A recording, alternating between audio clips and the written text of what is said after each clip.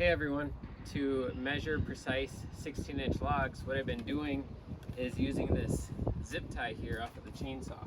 What I did was I measured 16 inches from the end of the zip tie to the chain, and then I know that I have 16-inch cuts, so I'll show you.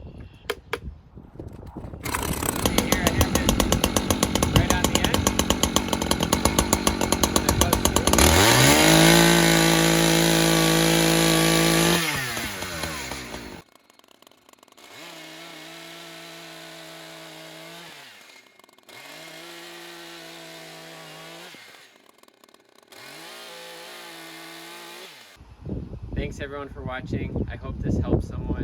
If you have any questions, comment below. I'll respond. Thanks again. Bye. And now he's living the life of Rye.